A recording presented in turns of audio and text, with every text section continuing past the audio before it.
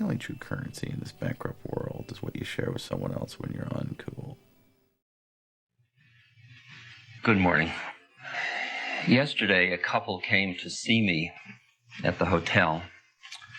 They had written to me in Boston, and I arranged for them to come yesterday. He is 42, she is 33. He's a graduate of a business school. He started a business which is now grossing $80 million. He did that in 7 years. They have been living for the past 3.5 years on what Carl refers to as the fast track. That is, they have been realizing all of the benefits of affluence. You want a house? Let's have a house. You want a bigger house? A bigger house. Should we travel here? Let's go here. New car? Yes. Of course. Of course. Yes. Yes. They have a 20-month-old child. 6 months ago, the wife was diagnosed as having cancer of the liver. It has now spread to the bones. She's been in treatment in Texas, and they've now decided to discontinue all treatment. She is a beautiful woman, now quite thin. So 6 months ago, something happened in their lives, so profound and so dramatic that it stopped short the game of their life. And it led them to ask some very profound and soul-searching questions, especially for him, the questions of what am I doing with my time and my life? What is my bottom line? And for her, what is death about? And how do I deal with the issues of healing, and healing into life or healing into death, and so on. Now, he said to me that the past 6 months have been months of the most profound growth in his life. They are collaboratively dealing with her illness. I mean, little things happen. For example, he had an aversion to hospitals. He would get nauseous and he wouldn't go to a hospital. He just refused to go. He didn't want to deal with sickness or death from all the time he was growing up. Now he found himself spending days in intensive care with his wife. And he began to work through that aversion and learn how he could be in that and be with people and grow through that. But he saw that along the way in business, a number of personality qualities had become dominant in his being that were slightly toxic to his relationship with his family and to his ability to be with his wife fully through this. And he had some pretty agonizing self-examination to go through at that point. And as I say, he feels that the past 6 months he's grown immensely. Now, in the business community, there is some process that goes on, which we're going to explore a little bit, that often it is only some traumatic event, such as illness, such as a child's breakdown or a child's acting out, such as the moments of retirement, such as bankruptcy, such as some intense crisis like that, that forces an awakening, that forces a person to confront how they lockstepped into a game. And the interesting question is, are there subtler motivators for that self-examination? We're talking about stages of the evolution of consciousness of individuals. And we're asking now whether built into the business process, the process of being entrepreneurial or being in management or being involved in the business mode, whether there are clues along the way that one tends to ignore because they are subtle and because one feels somehow that those clues are showing a weakness in yourself rather than clues that reflect something that if you listen to might be the cue for you to consider that there's another way of you looking at the meaning of your life and why you're doing what you're doing.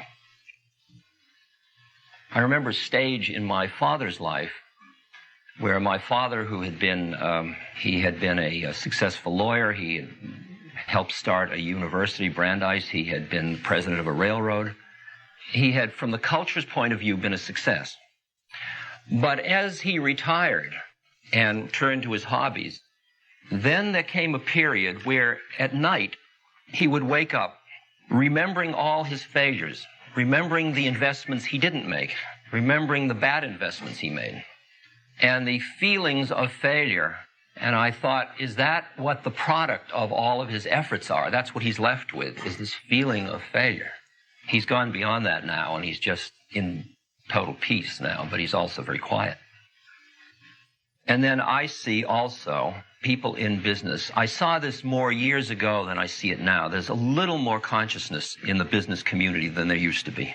I don't really know a lot about business. I think you all realize that probably at the outset. I mean, everything I invest in loses, so I think you should know that at the outset. So, and I just know really from, like in the old days when my father was chairman of Brandeis and head of the Joint Distribution Committee in Jewish Charities, I used to play gin rummy with his rich friends. And we'd play on somebody's yacht in Miami. And I'd meet a man who was in his 70s, whose company was on the New York Exchange, and he had just moved all his mills from the New England area to the Tennessee area. And he was in his 70s, and he was complaining and such headaches, and he had many millions of dollars. And I said to him, why did you do it? Why do you keep doing it? And he looked up at me with what looked, from my point of view, like almost a sadness, and he said, what else am I going to do? And I felt at that point the pain of getting locked into a game, a model of oneself that you couldn't transcend because the reinforcers were too strong for staying in the thing. So what I want to look at is some of the subtle, not so subtle, things that are clues in business life that might resonate for you, and if they don't, fine. You are probably well beyond them, or you may be still not realizing them. Who knows? We'll allow for both possibilities.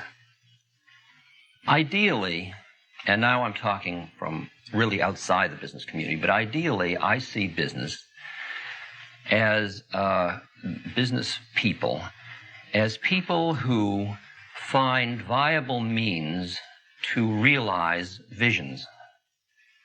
They see a possibility, and then they find a viable means to realize that possibility. And in the doing of that, if they do that well and effectively, profits follow. And in the process, they deepen and enrich the infrastructure of the society. Now, this is the idealistic statement of business. In other words, the thing that they contribute through their business just enriches the structure of the society and its stability and its growth and its caring and its compassion and its richness and its opportunity and so on. One of the interesting shifts in consciousness is that what was a serendipitous effect, or at least just a small component effect, which was profit, starts to loom as the dominant criterion. And people are working, instead of being part of finding a manifestation of a vision, they are working then to make a profit as their goal rather than as a side effect of their goal. And that becomes such a built-in cultural statement that people start to justify their actions in terms of profit, even though it is at the expense sometimes of the enrichment of the infrastructure of the society or the realization of the dream, of the vision. And then they have to build, an individual has to build an entire philosophical justification in their mind to be able to handle the fact that their goal has shifted from something which has a social significance to something that has just a personal significance. And they see that what they read in the textbook about idealism of business, and when they get out on the street, they find that the street values are very different, and in order to buy into those street values, they have to armor themselves in a certain way to do it. And it's that armoring which we're talking about a little bit today. Now, because of this particular group that I'm speaking with, this is not the disenfranchised or the homeless, I assume. Unless I got my schedule dates mixed up. I think that one of these subtle issues we are reflecting about today is the issue of the effects of success. That is, if you invest in a myth in a culture, and that myth says, those who do such and such get such and such, and then they are happy. And you do such and such, and you get such and such, then you are happy. Or are you? Right there is where the edge is, right at that point. Some people who have been very successful in this culture, who have won in a big way, and in their early wins, they were part of the moving towards success, and they were very, very excited, and each win was another marker along the way. Then, as they got a greater margin of success, it was harder to see it as a path because they saw that the difference, for example, between having 20 million and 80 million wasn't going to really change the style of their life that much. It was going to put them in a different league with other players, but it wasn't going to change the style of their life that much. And they began to feel that the excitement or the feelings of the gratification that success brought with each act started to diminish as the successes got greater and greater, which is a very strange experience. You would think they would get higher and higher, but they don't seem to. The early successes, when you just begin to make it, the person that just starts as a self-made person and then makes the first good deal, there's a certain gratification, but the 80th deal is a very different kind of psychological experience than the first deal. You do a thing, it gives you a certain feeling of happiness or fulfillment or pleasure, and that is just like a rat in a maze, that the animal learns to turn right and get a pellet. You get that certain feeling. Everybody looks at you and smiles. You're doing well, you're doing wonderfully. Come be with us, let's have lunch together. And then at that moment, you are motivated to try the next one and the next one. And that is the root of what often turns out to be an addiction or an obsession. I was with a man a few weeks ago in New York City. He started working in Coney Island with one of the rides in Coney Island, selling the ride. He's in real estate in New York City and around the world. His net worth is, I don't know, probably 75 to 100 million. His children are all in therapy, very neurotic. His wife is heavy on Valium. He has a private yacht, airplane, many homes. He has an office in which he has 3 rooms so he can have 3 deals going at once. It's showbiz. He's just rushing from deal to deal. The more chaos, the more excitement, the more gratification. His family has gone, everything else in life has gone but the deal. And the bigger the risk for the deal, it's a paper game, as you all understand this better than I do. The bigger the risk for the deal, the more the adrenaline pumps, the more the sweat, the more the excitement, the more he can embroil everybody in the drama, the more rush he's getting. And he's got to keep doing it. He can't stop. He can't stop for an evening off. He can't stop for a vacation. They mean nothing to him. He's just got to keep going. That is as much an addiction as a heroin addiction. It's an addiction to that he only feels alive at the moment when he is playing with that edge of risk. It's like a gambler at Las Vegas. It's risk-taking behavior that is reinforcing him for playing at that leading edge. And it's very exciting and very heady stuff. And he can't stop, and he keeps parlaying it more and more and working on further margins. And at any moment, I've watched people like that do one wrong one, and then they go under. And loss is even part of the game as far as they're concerned, and they just start again. It's part of the excitement and the adrenaline hit. Now, that one is based on the model that more is better. And if this is good, more is better. This deal, more is better, more is better, and more is better. That's part of the myth, that more is always better. But I ask you, have you seen through that one already? That when is it enough? When is there a feeling of peace within more is better? years ago, I was hanging out with a fellow named Billy Hitchcock. Now, this may be in that tape that I wrote once before. Billy is one of the Mellon family.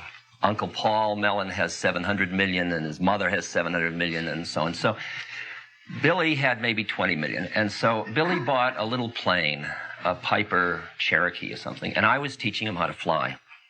And we were having a wonderful time, and we landed at LaGuardia Airport, and we pulled over to the private parking area.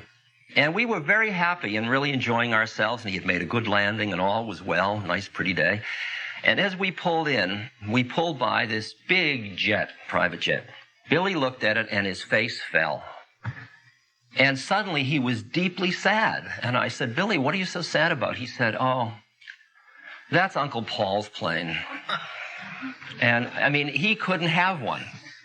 He couldn't have one. And I could feel that his life was related to Uncle Paul's money, not to his money. I mean, 20 million was nothing to him. He was living in a world of people with 700 million and making himself miserable as a result of it. So that one of more is better. I saw it as an extreme example at that moment because I had a Cessna 172. I would have loved to have his plane. See, it's all relative, you see. Now, I think another thing that you see about success is that it changes the nature of the risk you can take, because as your investment gets greater and as you have a beautiful physical plant and you have all of this, you have to shift ground. And a lot of people who have entrepreneurial, you all know that issue about why entrepreneurs don't make it as maintainers of big businesses, because they can't handle the changing risk structure that they have to do in order to preserve the structures that they have created. And they are willing to play on the edge, and they can't pull back enough to maintain existing institutions without changing their self-image. And most people can't do that, so entrepreneurs often leave a company after they start it, and management comes in, people who are comfortable with that kind of risk-taking level. But there is a feeling for people who start and build success of a narrowing field as they get more successful, because of the fact that they can take less risk and that they have more riding in the sense of more responsibility, more people involved, and they start to feel hemmed in, and they don't feel the kind of freedom and the space that they felt before. Another part of it is what's called role entrapment. That is a sense that the role you've gotten into of being a certain kind of a person starts to entrap you. My father told me a story some years ago about a tailor in a Middle Eastern European country. There was a Jewish man who wanted to show that he had done well, so he went to the best tailor in town, whose name was Zumbak. And he said, Zumbak, I want your best suit. So Zumbak made a suit, and the man came in to try on the suit, and he put it on, and it was beautiful material, no doubt about it. But when he put it on, this sleeve was about 2 inches longer than this sleeve. And he said, Zumbak, he said, I don't mean to complain, but he said, this sleeve is 2 inches longer than this sleeve. Zumbak took affront. Zumbak says, there's nothing wrong with a suit, it's the way you're standing. Stand like this.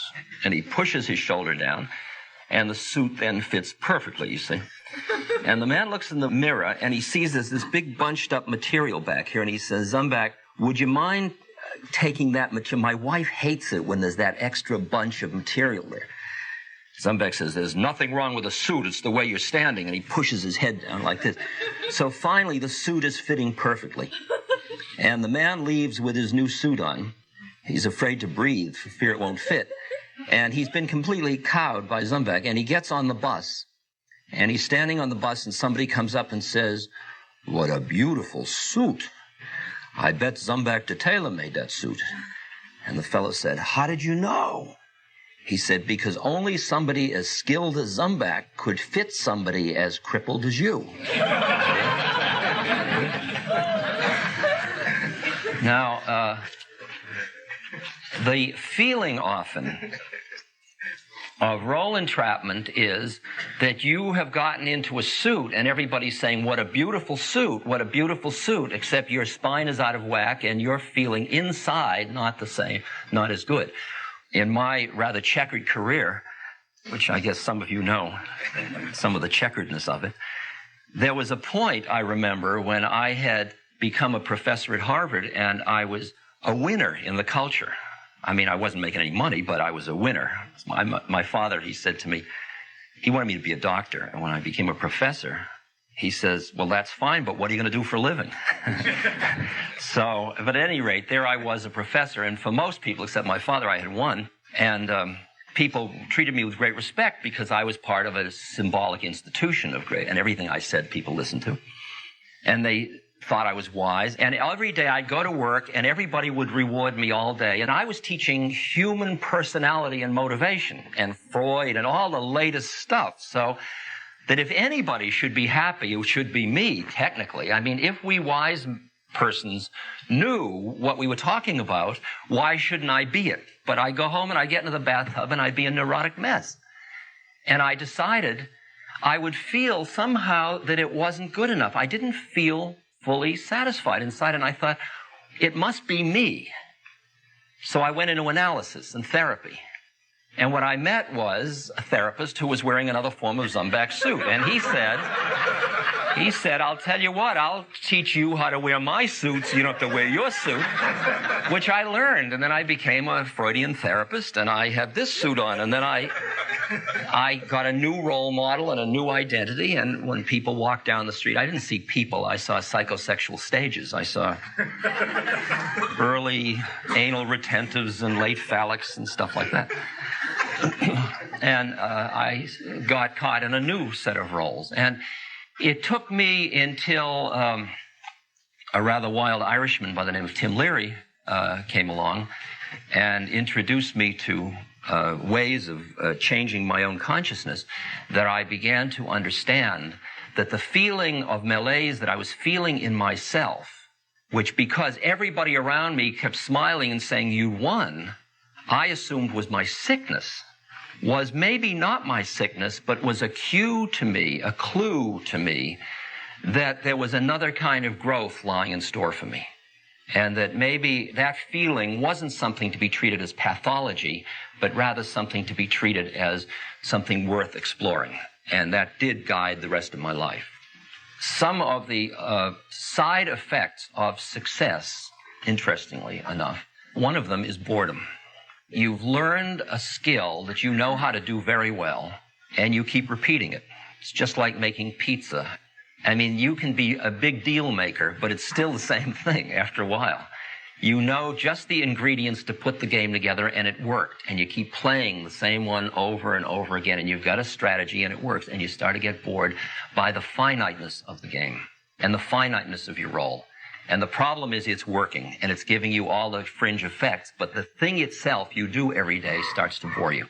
And the way people respond to boredom, it's interesting how aversive people experience boredom to be, especially people who have become successful because they are doers. We have a funny distinction between doers and beers. Beers just sit and be. Doers are always doing it. I'll mow the lawn. Here, let me help you. I'll do this. What do you say? Let's go. And their vacations are exhausting. I mean, they come back from their vacation needing a vacation because they are so exhausted, because they can't stop doing. Because they got rewarded for doing, and that's the style they have in life. And what happens to somebody that gets bored, that's a doer, is they just do harder. And they do more. And they keep doing more until, if you watch them, it is exhausting to watch a doer being bored. Because they are so busy avoiding the boredom.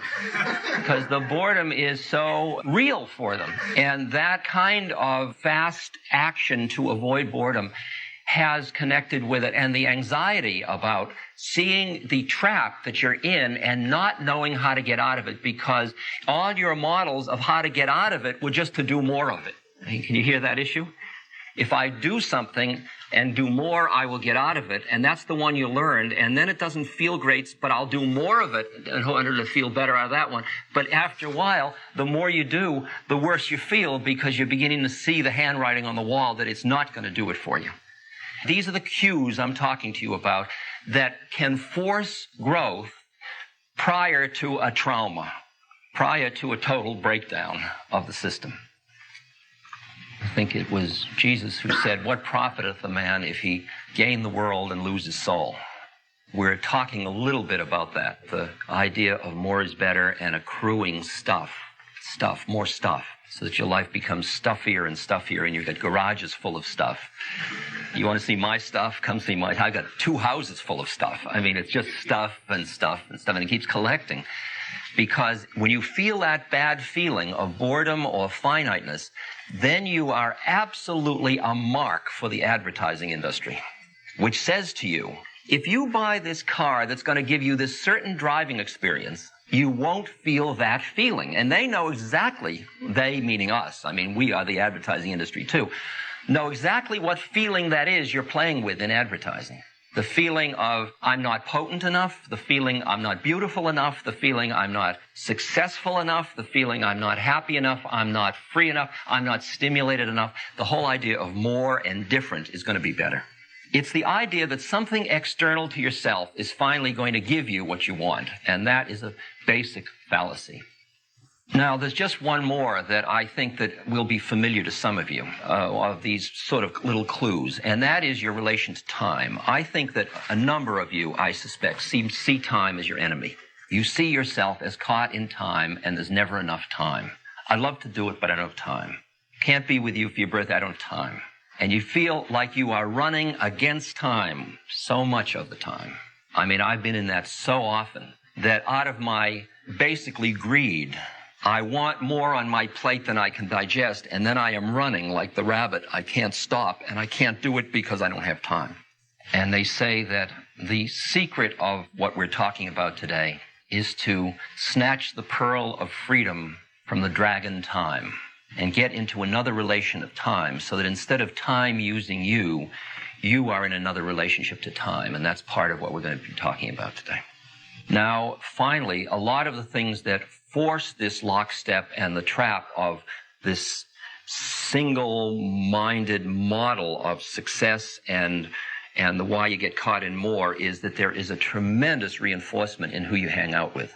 I'm not talking you personally now, and I'm talking about collective, that quality of the business community tends to, unless it makes an intentional effort, hang out with people that share your values.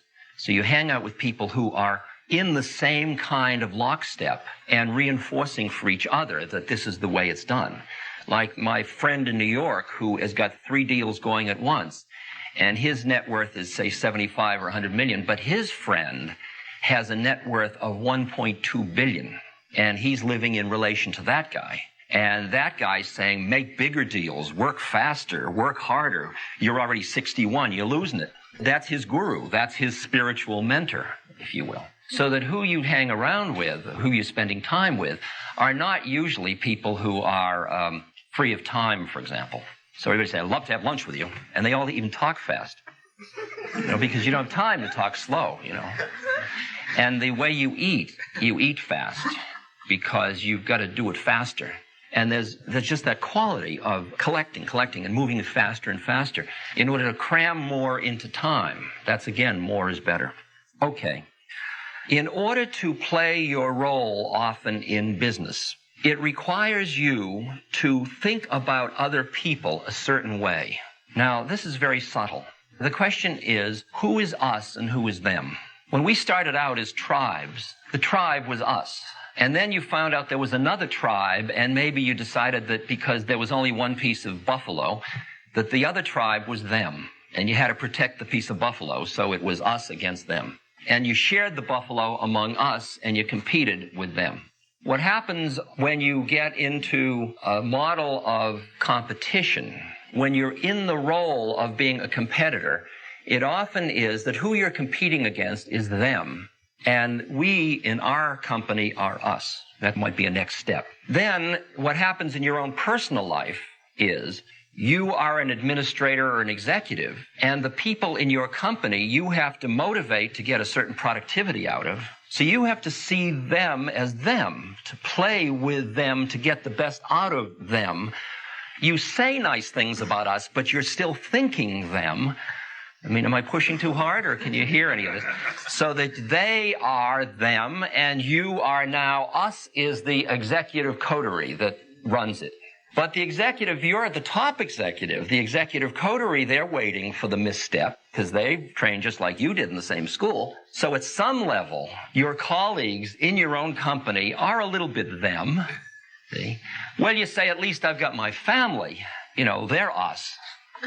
See? My family's us. But now your wife is very bugged because you're spending so much time at business. But she doesn't understand, or your husband, and he doesn't understand how consuming this is. And because they don't understand, then they are them. Do you hear the whole process of what is called alienation in the culture? In order to realize the goal you wanted, you had to make everybody around you, the kids, they don't understand. It's a different generation. They're screwing up. You know, they were good kids, basically, but that kind of feeling at times.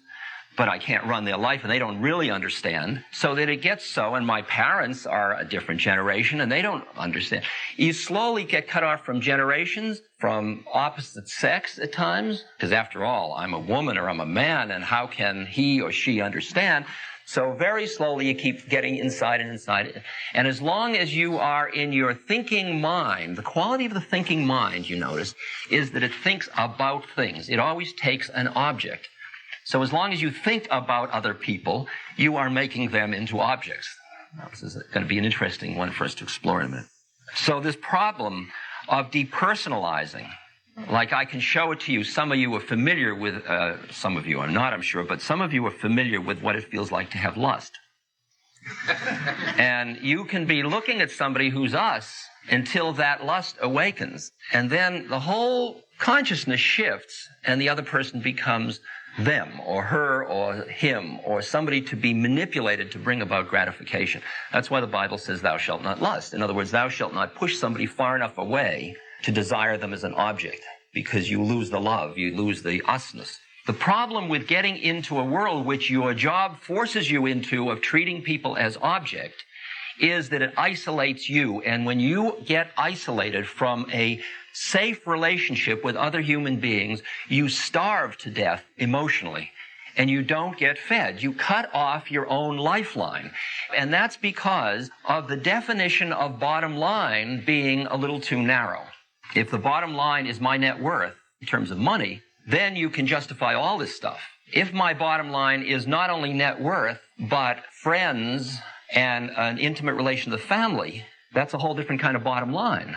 And it justifies different actions. And sometimes you can say, I could go into that deal, but it's going to cost me too much in terms of the rest of my bottom line. So what we're talking about now is considering what our bottom line is and how do we broaden that bottom line out.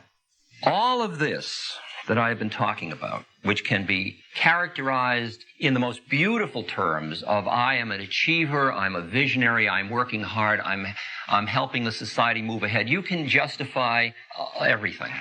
Or you can put it in the negative terms of, you usually do it about somebody else. Say, she's hard driving, impatient, relentless, cynical, and judging. That's the negative way of looking at it. The other way is I'm assertive, responsible, seeking, working hard, etc. All of these cues that I'm talking about are the clues, that finiteness, that boredom, that realizing the limits of the game, that seeing that more isn't going to be better, that you want to not look at because you don't know what else to do. That is the clue that you are ripe for the next stage of the journey of life, and that there is another stage of the journey. In the spiritual work that I do, I teach that you've got to become somebody before you can become nobody. That is, you've got to develop your somebodyness first. You've got to develop your ego structure. You've got to develop your grounding, your control and mastery of the universe. The problem is that control and mastery of the universe is not freedom and it's not happiness. It's just control and mastery of the universe. And then you have to move beyond that. So in the stages one goes through usually, it's material control first. That's mine, this is mine, this is mine. And then there's the next one of you move up into the psychological thing when you've got your base camp together. And then you say, I want my personal accomplishment, achievement. I want to psychologically feel good. That's another stage, and you've all passed through that one. Then the next stage is you see the finiteness of all that accomplishment all by yourself isn't happiness. You see the kind of ephemeral nature of this stuff. And then you start to shift your goal, and you start to go for some kind of deeper truth of your being and deeper meaning to your own life. And that's the next stage that flips around. And that's where we go from now. Carl Jung said the biggest problems in the world for us are not solved, they're just outgrown. And in order to outgrow them, it requires a new level of consciousness. And that's really what I'd like to talk about from here on. Now, I'm going to give you a very naive story, and I know you'll all say, well, it's easy for him to say. So I'll say it first. Back in the early 70s, I did a series of radio shows on a radio station in New York, WBAI, and one in Montreal. And excerpts from these were made into a set of records. And I read holy books, and I did chanting, and I answered questions from telephones. It came out as a 6-record album, and it had a beautiful book in it with very beautiful printing and calligraphy and stuff like that. And it was in a box, 6-record album, and we mail order sold it for $4.50. Now, it was a different economy in those days, but that was still pretty reasonable. My father, who was at the height of his worldly powers at that moment, looked at it. He didn't listen to it, but he looked at it. And can you imagine what I must have been to him? I'll just give you a vignette that I've described of my coming back from India in 1968. His son, who made it to be a Harvard professor, then got thrown out, then ends up in India, and he picks me up at the Logan airport in his Cadillac. I am standing there, barefoot, in a dress, Indian outfit, with beads, a long beard and long hair, and a big musical instrument. His comment to me was, get in fast before anybody sees you.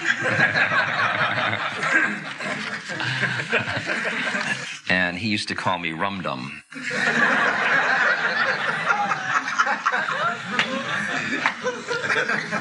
It's better than my brother. He called me Ramdas. At any rate, my father looked at this album. He said, this is an impressive piece of work. I said, yeah.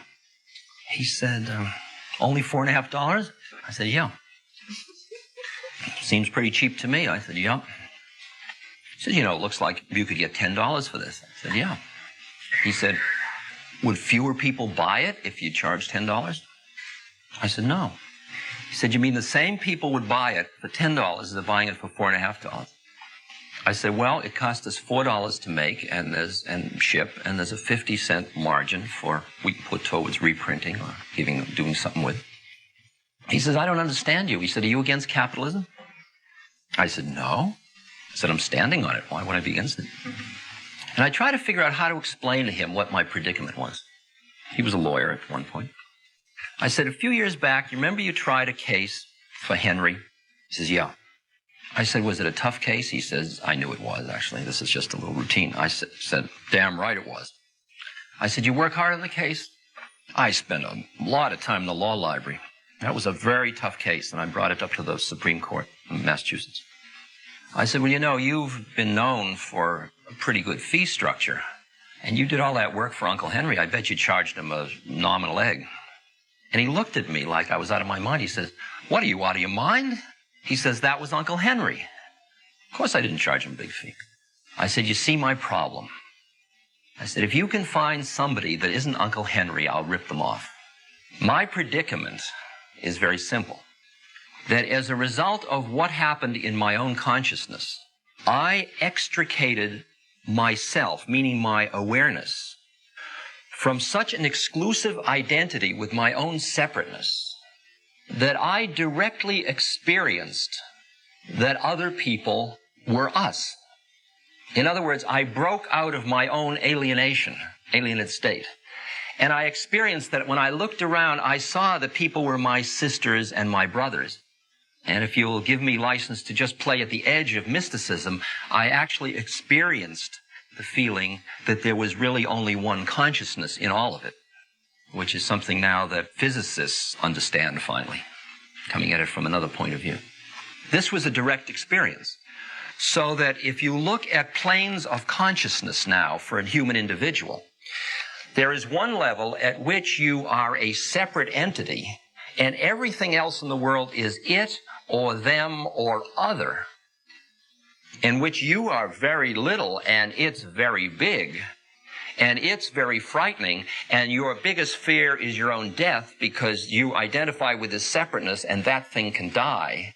So a lot of your action is to ward off the threats to the loss of that separateness. Then there are planes of awareness where your awareness breaks out of that identification and you experience the feeling that you are part of a community in which you look and you see other people. Like the image that I use again and again in almost every lecture is that when you look at another person, what do you see? When you look at me on the physical plane, what you see is a 55-year-old balding gentleman, attractive gentleman. Okay, that's what you see on the physical plane. Then you shift the ground a little bit, shift the lens a little bit, and you see personality. And what you look when you see is you see a warm, personable, seeker after truth, teacher, etc., etc. You see my social, psychological identity. Now, there are many, many planes. But let's flip to another one where you look and you look into my eyes. What you see is another awareness just like you, but it's packaged differently. It's what the Christians call the soul, and the eyes are the windows to the soul. It's where you look behind the matrix of individual differences, that is body and personality, to see another awareness, another entity just like you looking back. No different than you. It has a different agenda because it's packaged differently. Now, when I see that and I experience that the minute I meet you in that place behind our individual differences and we recognize one another, there is an incredible rush or an incredible release of energy or an incredible feeling of I have met us. I have met us. I have come into a space of sharing which opens me up, which feeds me. Instead of my relationships alienating and separating me, this relationship makes contact and I get some energy from it and my heart opens a little bit. Then I see this tastes so good and it feels so wonderful and I am so at home in it. Then I get terribly greedy to be in that, and every time I come back into my separateness, to my alienation, I start to feel pain and separateness and loss. And you begin to feel your awareness moving through these planes. And you begin to observe what it is that, quote, brings you down. What catches you back up in your own separateness? What catches you back up in your alienation? See, there are two stages of this. One is where you start to recognize that you are much more than you thought you were, that you were shortchanging yourself tremendously because your intellectual mind was treating you as an object because it thinks about objects. And you were so invested in your thinking mind that you couldn't escape this objective dualism, this kind of reality. And as you bring your awareness back out of it or acknowledge those parts of you where you have been out of it. See, the situation is that everybody gets out of their thinking mind all the time. They do it in sex. They do it in skiing. They do it in the headiness of a deal, where they so are immersed in the moment that they lose their separate sense of identity. And they transcend it and they feel alive and juiced and fulfilled by the moment. And that's why often people do things like surfing or skiing or motorcycling or something that brings them very close to the edge, because it engrosses them so fully in the moment that they transcend the models in their head that keep them separate, and they experience a connection to the universe and they feel fed by it. They feel they're part of everything. You could think of it as addicting, and most people that are in business know how to get there through that edge of risk-taking and gambling, but they have ruled out other ways of getting there. At first, your job is to get there, to experience that connection, and then you come back into your separateness, you feel cut off again, and then later, once you know that you can get there, but you're going to get cast out again, like the going to the wedding feast and not wearing the wedding garment in the Bible, then after a while, what you become interested in is what brings you down and how to not get caught, how to be, as Christ says, in the world but not of the world, how to play your game of life but not get lost in it. It's like two people walk on a tennis court or they have a golf match, and they are competing for who's going to buy on the 19th hole. And they are competing, and it's a fierce competition. And in that competition, the other person, you're trying to beat the other person, which could be part of the business community too.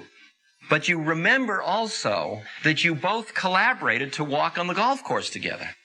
So that simultaneously, what called good sportsmanship is that you are collaborating and competing simultaneously. In other words, you are playing at two levels with another human being, and you're not forgetting that, and that's what's called a good sport.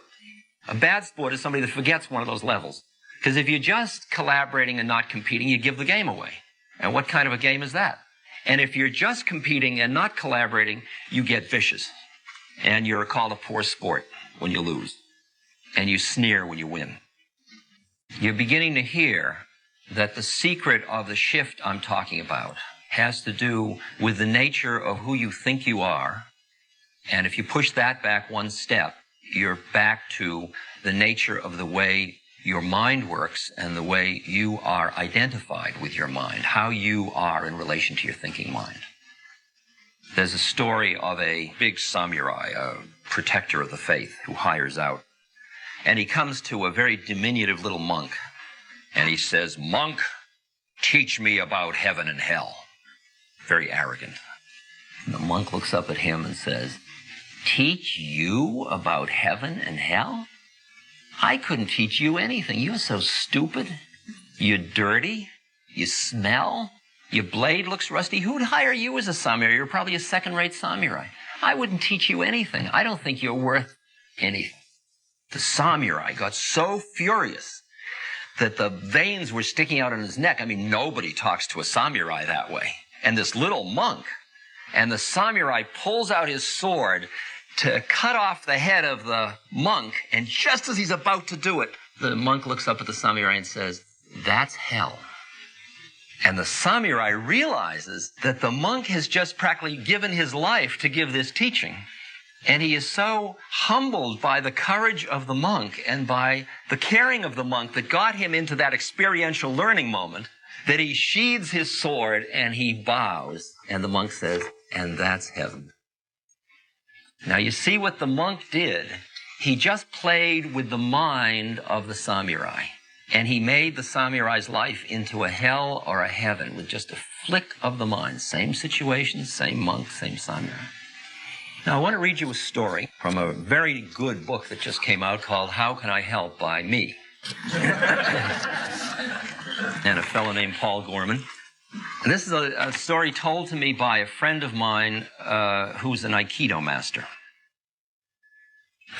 The train clanked and rattled through the suburbs of Tokyo on a drowsy spring afternoon. Our car was comparatively empty. A few housewives with their kids in tow, some old folks going shopping.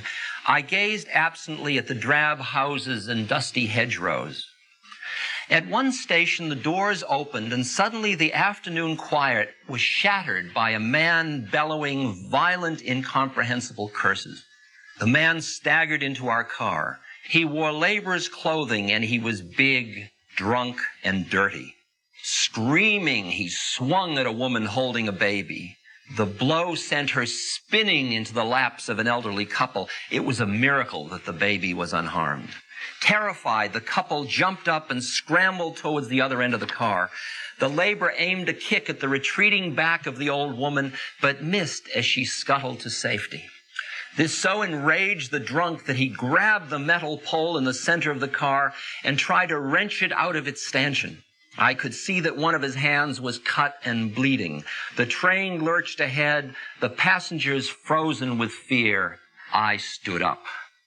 I was young then, some 20 years ago, and in pretty good shape. I had been putting in a solid 8 hours of Aikido training nearly every day for the past 3 years.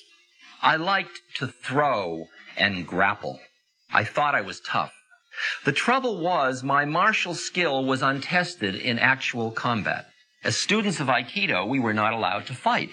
Aikido, my teacher had said again and again, is the art of reconciliation. Whoever has the mind to fight has broken his connection with the universe. If you try to dominate people, you're already defeated. We study how to resolve conflict, not how to start it. I listened to his words. I tried hard. I even went so far as to cross the street to avoid the chimpira, the pinball punks who lounged around the train stations. My forbearance exalted me. I felt both tough and holy. In my heart, however, I wanted an absolutely legitimate opportunity whereby I might save the innocent by destroying the guilty. This is it, I said to myself as I got to my feet. People are in danger. If I don't do something fast, somebody will probably get hurt. Seeing me stand up, the drunk recognized the chance to focus his rage. "Aha!" he roared. "A foreigner! You need a lesson in Japanese manners." I held on lightly to the commuter strap overhead and gave him a slow look of disgust and dismissal. I planned to take this turkey apart, but he had to make the first move. I wanted him mad, so I pursed my lips and blew him an insolent kiss. "All right," he hollered. "You're gonna get a lesson." He gathered himself for a rush at me. A fraction of a second before he could move, someone shouted, "Hey!" It was ear-splitting. I remember the strangely joyous, lilting quality of it, as though you and a friend had been searching diligently for something, and he had suddenly stumbled upon it. "Hey!" I wheeled to my left. The drunk spun to his right. We both stared down at a little old Japanese man. He must have been well into his 70s. This tiny gentleman sitting there immaculate in his kimono. He took no notice of me, but he beamed delightedly at the laborer as though he had a most important, most welcome secret to share. "Come here," the old man said in easy vernacular, beckoning to the drunk. "Come here and talk with me." He waved his hand lightly. The big man followed, as if on a string. He planted his feet belligerently in front of the old gentleman and roared above the clacking wheels, "Why the hell should I talk to you?" The drunk now had his back to me. If his elbow moved so much as a millimeter, I'd drop him in his socks. The old man continued to beam at the laborer. "What you been drinking?" he asked, his eyes sparkling with interest. "I've been drinking sake," the laborer bellowed back, "and it's none of your business." Flecks of spittle spattered the old man. "Oh, that's wonderful," the old man said. "Absolutely wonderful. You see, I love sake too. Every night, me and my wife, she's 76, you know, we warm up a little bottle of sake and we take it out into the garden and we sit on an old wooden bench. We watch the sun go down and we look to see how our persimmon tree is doing. You know, my great-grandfather planted that persimmon tree. We worry about it after those ice storms we had last winter. Our tree has done better than we expected, especially when you consider the poor quality of the soil. It's gratifying to watch it. We take our sake out even in the rain." He looked up at the laborer, his eyes twinkling. As he struggled to follow the old man's conversation, the drunk's face began to soften. His fist slowly unclenched. "Yeah," he said, "I love persimmons too." His voice trailed off. "Yes," said the old man, smiling, "and I'm sure you have a wonderful wife." "No," replied the laborer. "My wife died." Very gently, swaying with the motion of the train, the big man began to sob. "I don't got no wife. I don't got no job. I don't got no home. I'm so ashamed of myself." Tears rolled down his cheeks. A spasm of despair rippled through his body. Now it was my turn, standing there in my well-scrubbed youthful innocence, my make this world safe for democracy righteousness. I suddenly felt dirtier than he was. Then the train arrived at my stop. As the doors opened, I heard the old man cluck sympathetically. My, he said, "that is a difficult predicament.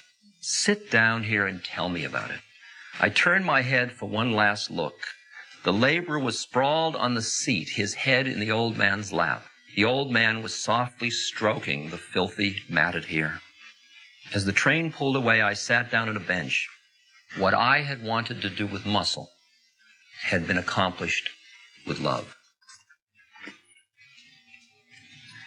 What we see in the old man is the quality of standing back in his awareness out of the game of life far enough so that instead of being reactive to the situation that he finds himself in a mechanical way, like the young Aikido fellow was, he could open himself to the totality of the situation in a quiet way, and out of that would come a response which would truly bring about reconciliation and harmony and bring things back in. In other words, from an effectiveness of playing the game of life, there is a stance where your mind is that increases your effectiveness in the game, and it also liberates you from being entrapped by the game. Like, say you're playing Monopoly, and the Monopoly things on the Monopoly board, some of you may or may not know, are a top hat, an iron, a thimble, and you be the thimble and I'll be the top hat. Now the question is, are you a thimble or a top hat, or are you somebody playing with a thimble and a top hat? Well, you don't get lost in that too much. Well, I'd ask you the same about business. Are you an executive? Are you a CEO? Are you a president? Or are you a being who is being a president, CEO, whatever that is? In other words, where is your awareness in relationship to your role? If you identify with your role exclusively, you are trapped, and you are experiencing some sense of finiteness, boredom, trapped, and all the rest of it. If you stand outside in your awareness, not pushing it away, you are what Christ says, being in the world but not of the world, and you learn how to fulfill the roles without getting trapped in them by working to extricate your consciousness away. Then what you become is a more effective game player, because your risk isn't as great. So if you lose your job, so, instead of, oh my God, I lost my job, there's job and there's not job, and here I am. You're still here. In fact, you get to the point where you begin to see, when you are able to stand back, that even losses are vacuums into which growth can come. And that when you're winning, there is less opportunity for growth, actually, than when you start to lose or feel a finiteness or feel it fall apart a little bit. Yen Hui, a disciple of a famous Taoist sage by the name of Chung Tzu. Yen Hui was also a prominent figure at the imperial court and was to become an advisor to the emperor. This emperor happened to have a great predilection for chopping off heads of his advisors if they made a mistake. Yen Hui was afraid of this job and came to his teacher for his advice. He said to his teacher, I don't think I'm sufficiently enlightened to be safe in this exalted position. Chung Tzu said to him, in that case, you must retire and practice mind fasting. Yen Hui asked, what is mind fasting? Chung Tzu gave him the following instruction. Now, this may be a little far out. When you want to hear with your ears, don't listen with your ears. When you want to see with your eyes, don't look with your eyes. When you want to understand with your mind, don't think with your mind. Listen, see, and understand with what he calls the Tao, or the deeper intuitive wisdom of your being. In other words, go for a deeper part of your knowing mind rather than your intellect.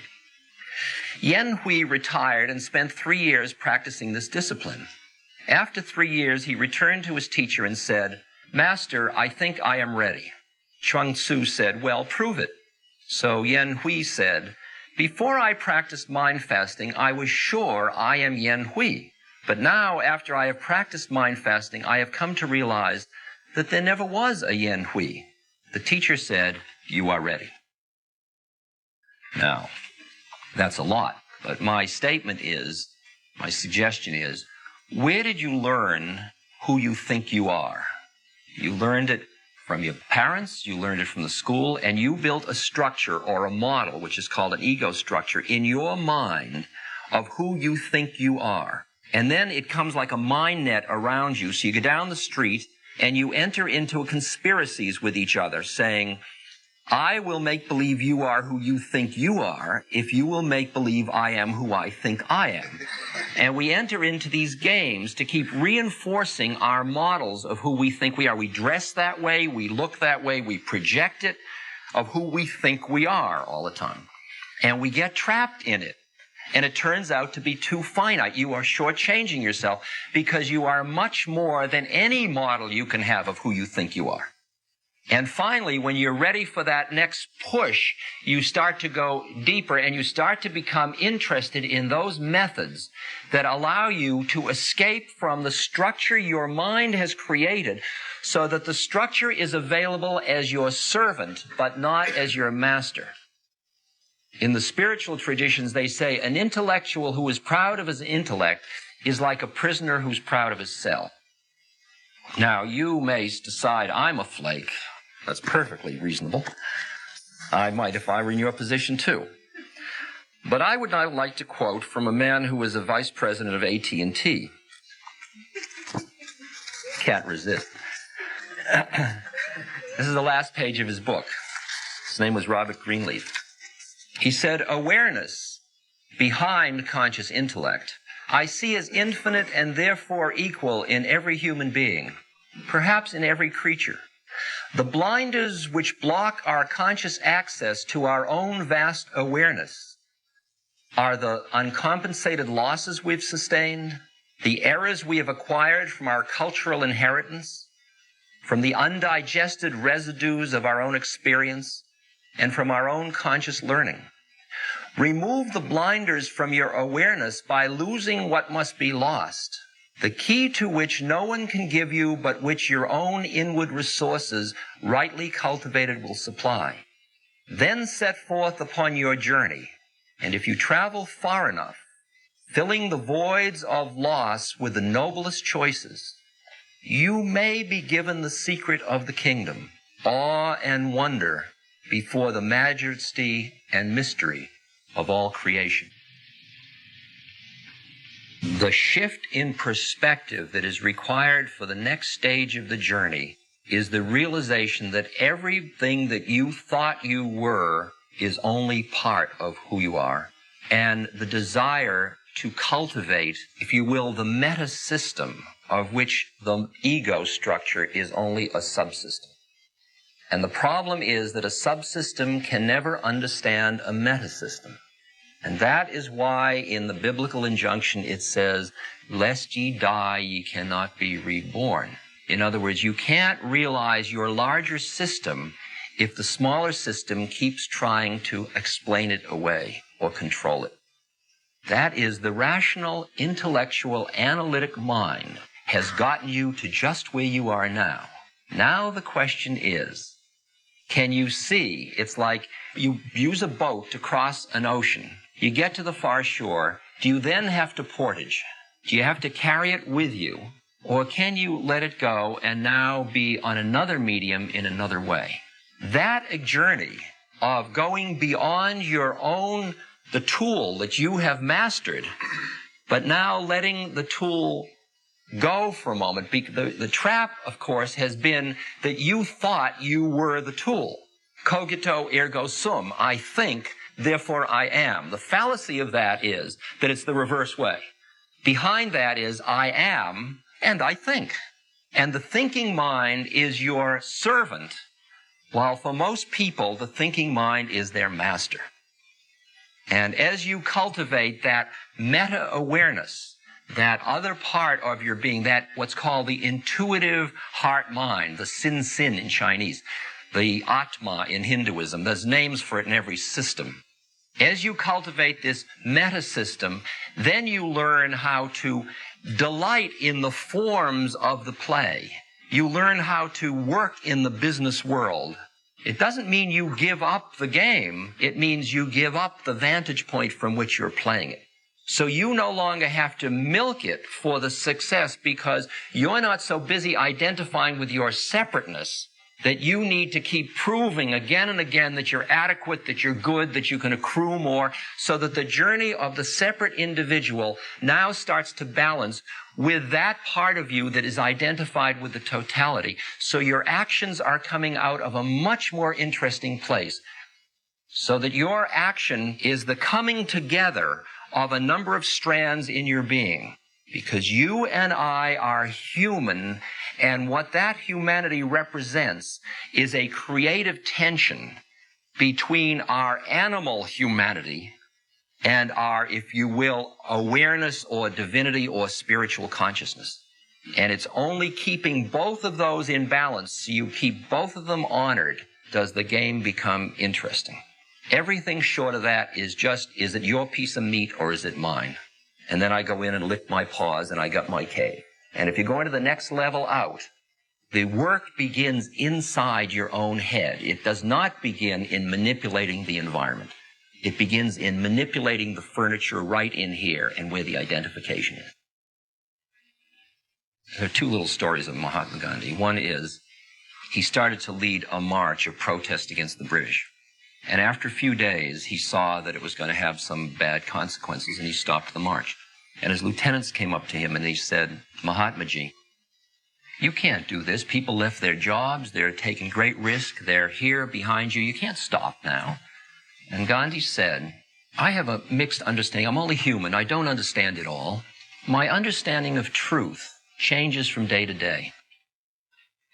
My commitment is to truth, not to consistency. I'm sorry if that upsets you.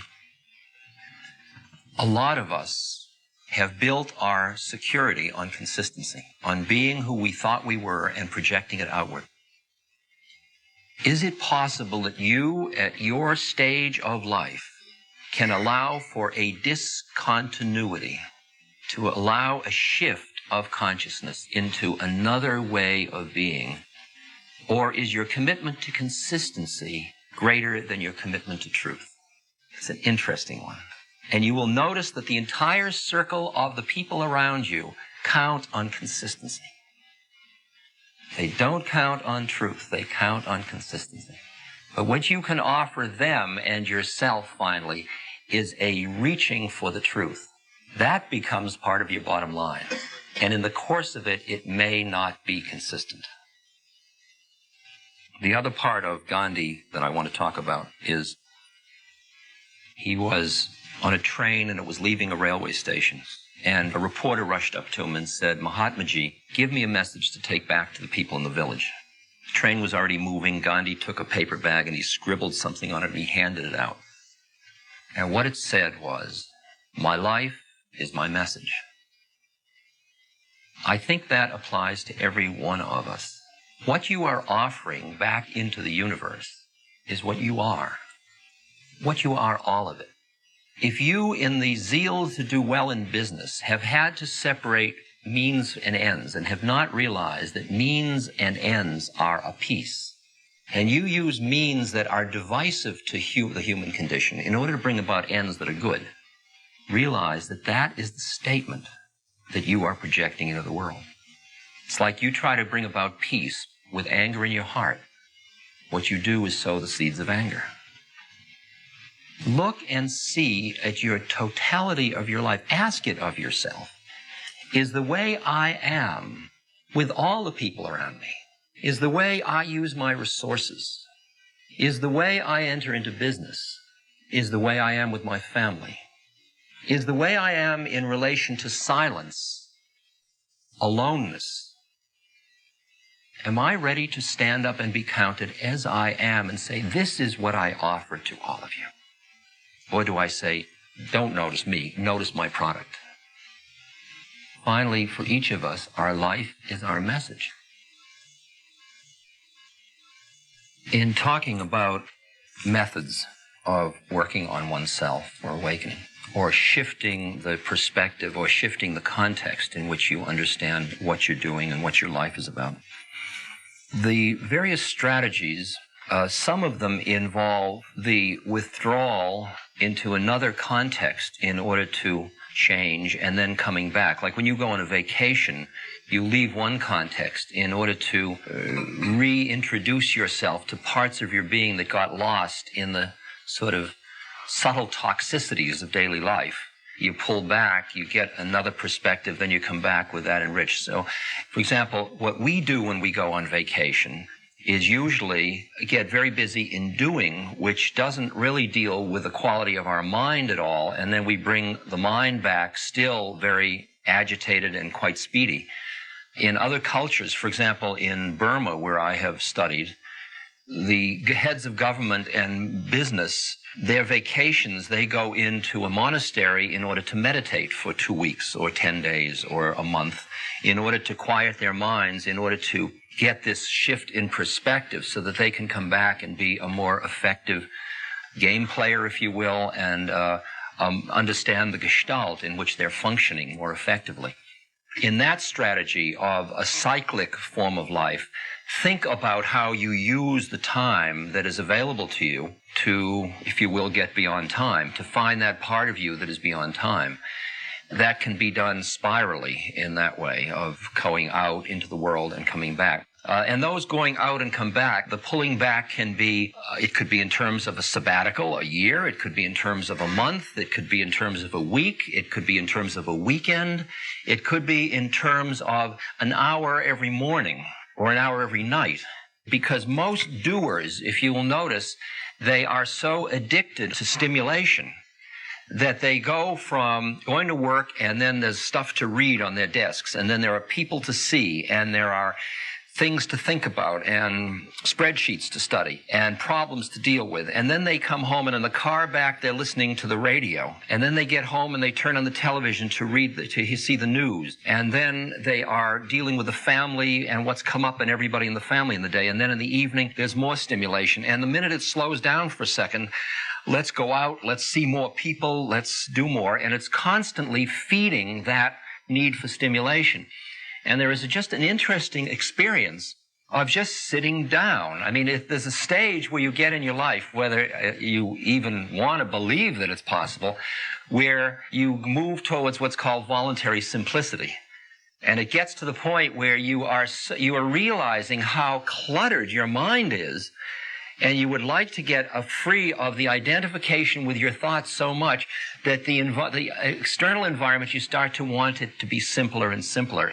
It's interesting the first time you sit in a totally white room in a simple way and feel fulfilled and don't feel with no books to grab and nothing and feel at peace with yourself. That is a different, once you have tasted that quality of peace, that you can allow yourself to just be and it's enough, then you can work with the sensations and the people and the books without that slight anxiety about not having them, which keeps coloring it just a little bit. The coloring, if you watch, even as you're eating, you're planning what you do in the evening. Even as you're there at the movie, you're planning what you'll do after the movie. Even as you're doing after the movie, you're planning what you'll do in bed. And so it goes, and it just keeps going and going, and your mind is always planning the next thing out of anxiety that you're going to get caught without something, in the sense of not having anything and having to deal with the emptiness. And then you say, well, at least I'll think. And to come behind it is extremely interesting. Now, so that could be as much as as little as 20 minutes in the morning and 20 minutes in the evening or something like that, in which you just start to use some technique to quiet yourself down, to examine the way in which you are so trapped in your own thoughts, to develop this other quality of awareness. And then you go back into your life. And then the next time you come back to it and then you go out.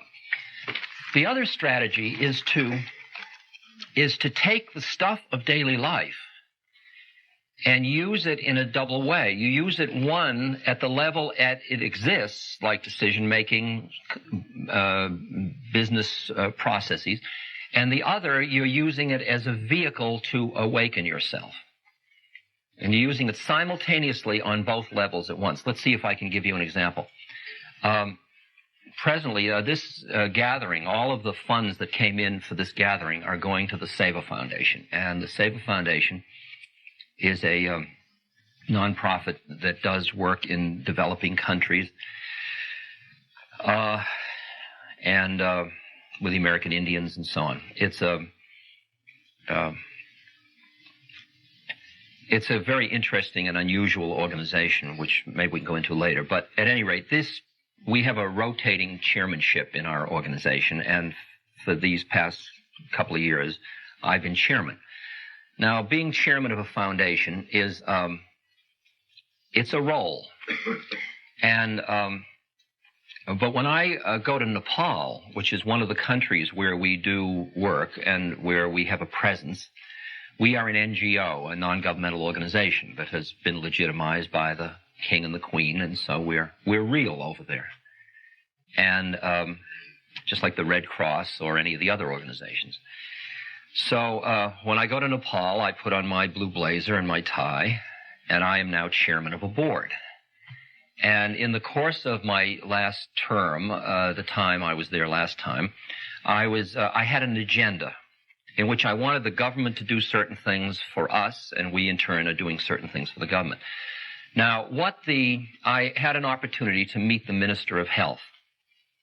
Now, the Minister of Health, he has an agenda also, right? He's, after all, a representative of the king, and he sees me, as you can imagine, what somebody sees the chairman of a board of a funding agency from the West when you're a poor country, what I look like to him.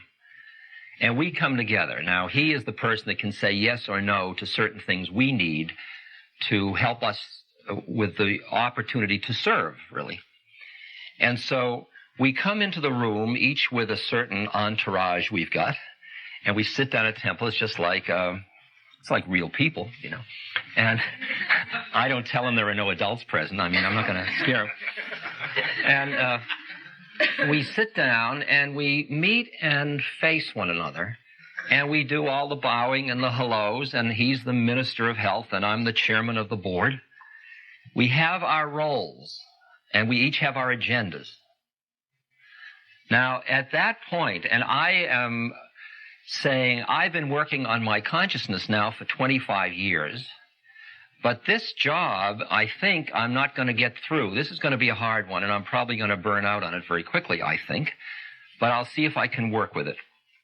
So I am sitting opposite him, and I've got my little reminder things. These are like worry beads. They're just beads that I use to remind myself so I don't get too lost in the drama.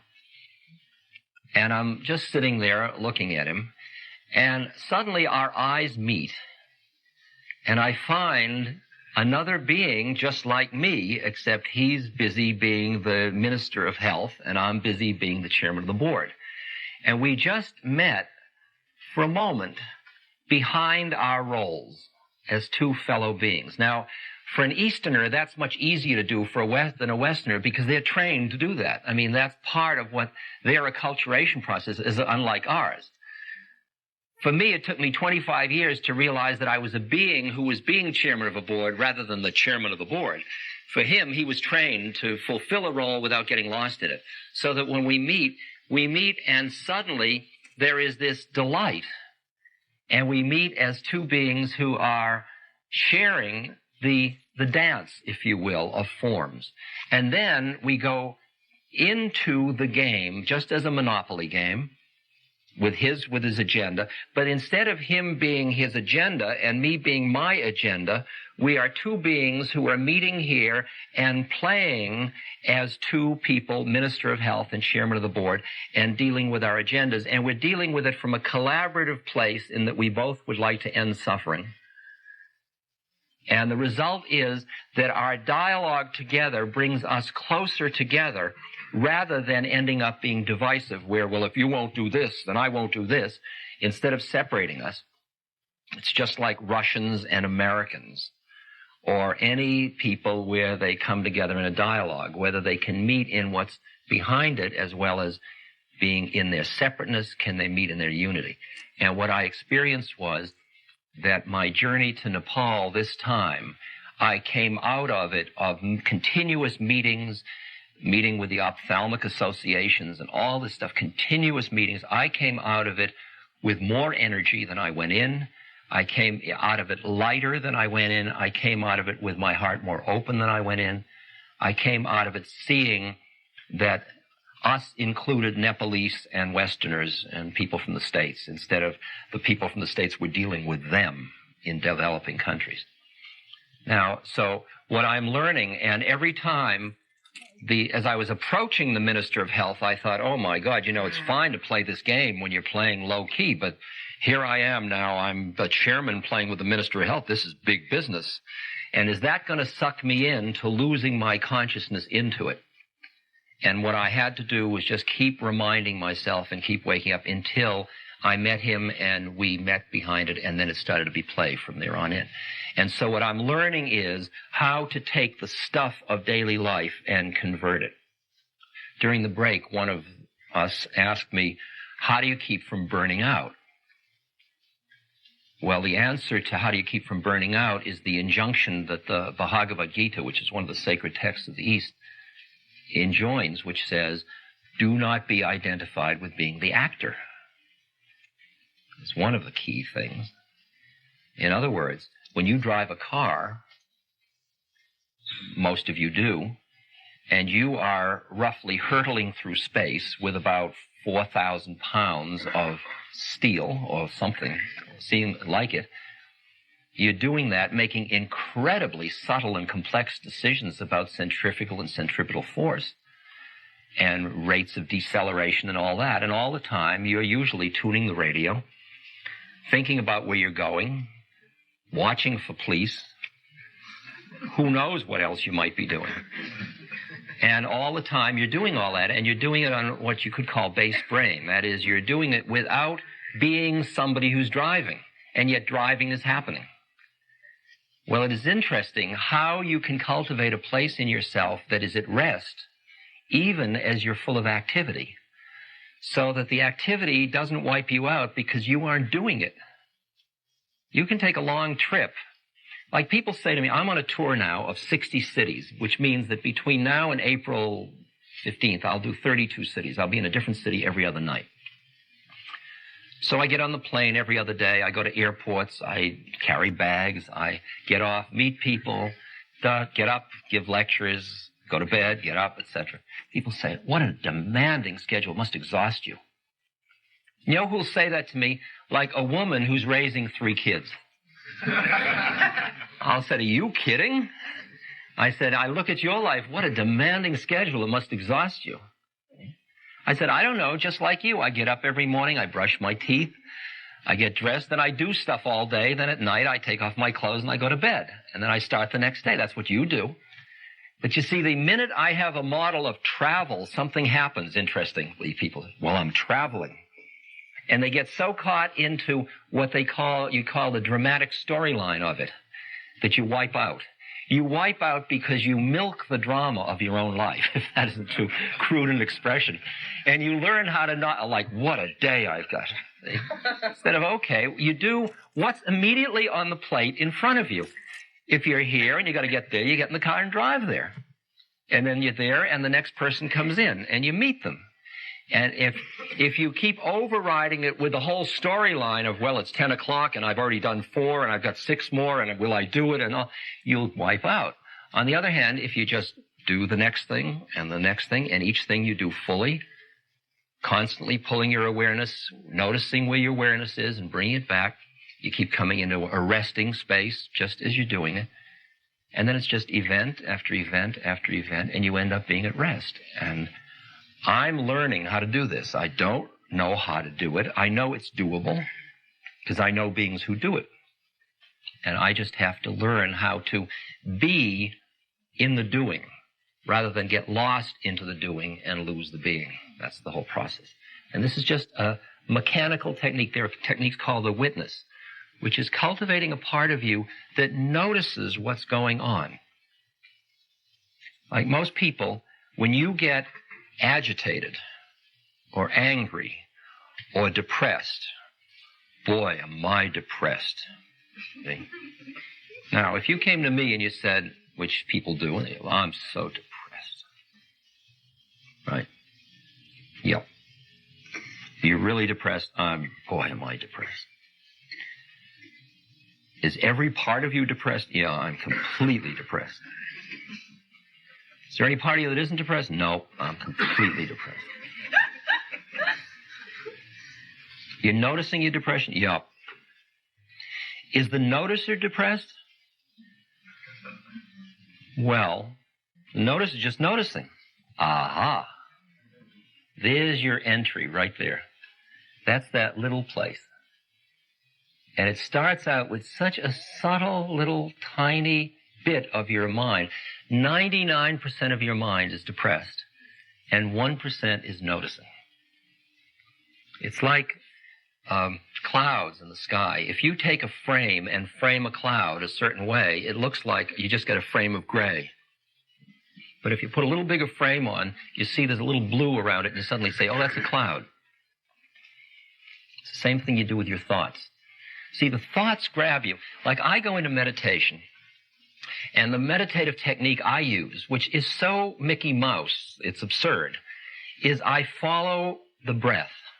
This is a Southern Buddhist Theravadan technique. It's ancient. It's an ancient technique. I follow the breath, rising and falling in my abdomen. There's a little muscle that goes up and down when you breathe. You can feel it.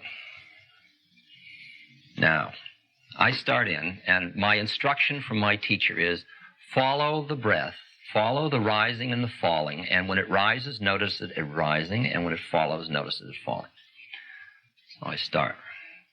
Rising, falling, rising, falling, rising, falling. And the first thing that my mind says is, this is never going to work. See?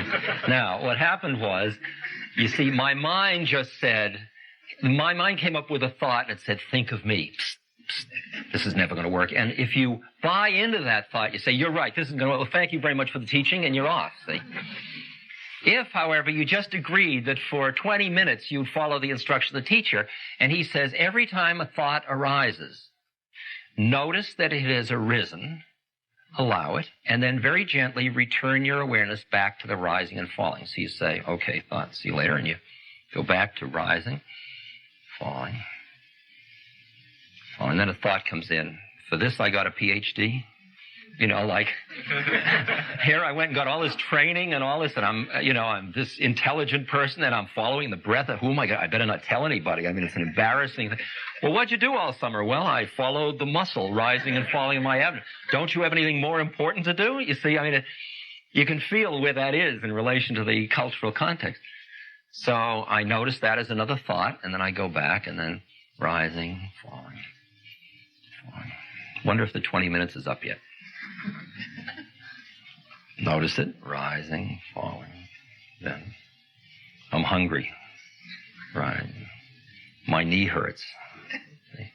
Each one just comes up and it grabs you and says, I'm real, think me. Psst, I'm real, think me. And each time you notice the thought, allow it, and you go back. The one that really sucks you in is rising, falling, rising. My God, I think it's happening. See? That one really gets you. That takes you every time, you know. And oh, yeah, it's happening, you know. I remember going to one of my teachers and I said, oh, I've just experienced such peace. I am feeling the peace I've always yearned for all my life. Oh, thank you so much. Oh, this is just so wonderful. He listened. He said, that's fine. Now go back and watch your breath. And that's called spiritual materialism, when you get caught in the experiences that happen along the way. Now, what a simple exercise like that does, which has no religious overlay of any stuff, it's just a mechanical method, is it's allowing you to see the way in which your thoughts keep capturing you into being identified with them by giving you a focal point around which you can see your thoughts grabbing you and pulling you. And just doing that simple little exercise allows you to see your thoughts grabbing and taking you, until pretty soon you begin to see that the thoughts are an ocean of continuous thinking. It's like sitting on the edge of a stream and watching the water go by, and leaves come and little fish go by and all kinds of things go, and twigs, and every now and then something catches your consciousness and your head turns to follow it. And when you're meditating, you just keep it right there, and the stuff comes in, exists, and goes by. And what happens just from that little mechanical method is you start to develop a connection to the awareness. It's like the sky that's behind the clouds. Instead of just transferring your identity from being one cloud to the next cloud to the next cloud, which what happens is, I'm hungry, and then you're focused on the refrigerator. And then as you're eating, you think, I'm missing the game, and then you're focused on the television set. And then you're in the middle of the game, and I got to go to the bathroom, and you're focused on it, and your mind is just constantly. You watch from the minute you wake up, like the alarm goes off, or somebody nudges you, or you wake up and you say, I could sleep 10 more minutes. What was I dreaming last night? I've got to go to the bathroom. That's what I need to do. Oh, it's so warm in bed. Gee, I can smell coffee. What was I dreaming? What was I dreaming now?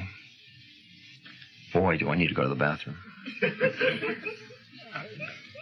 Oh, I got to do the laundry later.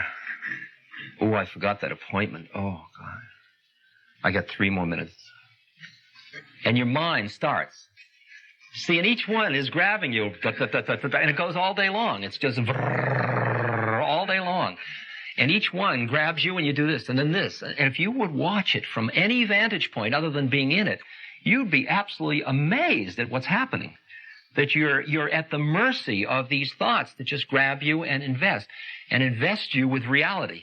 And only when you even have a context that it's possible to stand behind your own thoughts in just presence. All you are, to define who you are, is you just awareness. You just is.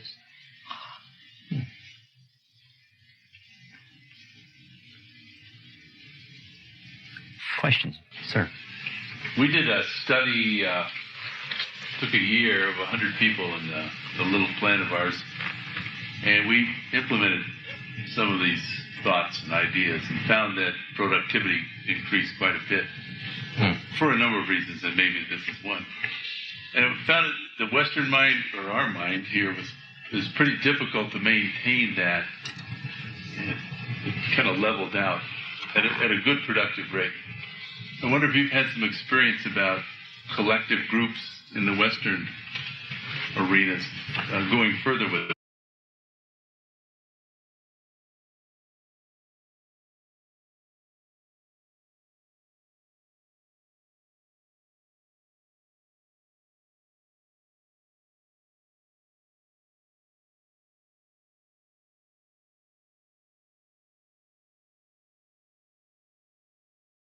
The first round. Some people have plateaued. They see the finite limits of the game, and they're starting to go for another plane. They're starting the second level up. If they are all surrounded with the people on the first rise, everybody doesn't understand what they're doing. They get no support for it at all.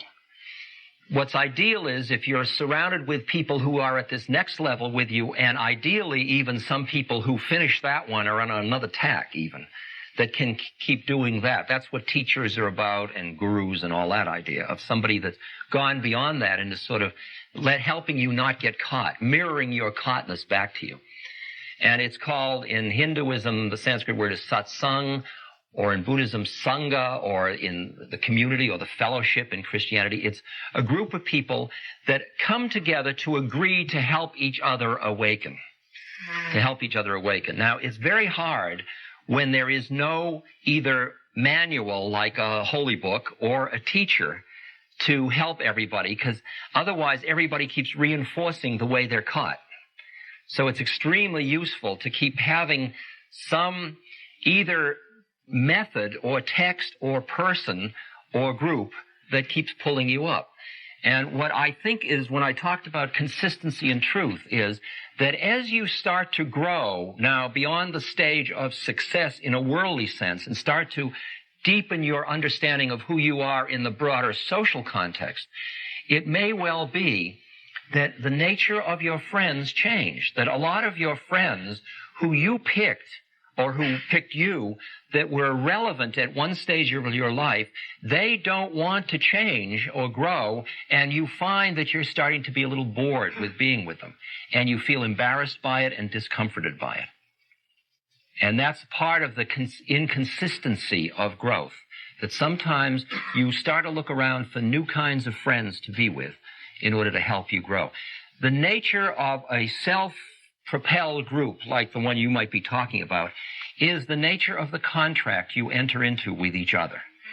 And the first of them are things like truth and the contract to help each other grow. I mean, like our board at Seva, we are very unlike the Red Cross, where the board comes together. They may be people that come together to serve on the board and make decisions. We come together in order to work on ourselves, in order to be the instrument of service, rather than just stand back and do service. So the contract with each other is, would you all help me awaken? So that when one of us gets caught, the others are there to help each other. That's quite a contract between human beings. So you examine the nature of what the group is together for. And if the group has some sense of where it's going in terms of what freedom is and what quietness of mind is to increase productivity, increase satisfaction, increase having some control and mastery, control over your own life, not just control of the environment, control of your own life, so you free yourself from your own addictions, then what you really need is a contract that allows you to help each other. And that has to be spelled out. And it's risky. It's scary. Because most people don't want truth from each other. They say, I won't wake you, you don't wake me. Questions? Yes. I know I'm interested in doing some things with some organizations or even going for a period of time somewhere and working or studying, doing both, like working with silver or something like that, which I don't know if it's appropriate. How does one find out about what organizations there are available to work through, that you might be able to go to places where there are needs to actually be there with people? You're talking about organizations, opportunities for your own growth? And I'm talking about opportunities. Well, it would be for my own growth, but it would also be, say, like going to some place like India to work with an organization like, is it SEVA, or with some of the other organizations? How do we find out, where do you find out which ones are appropriate for you?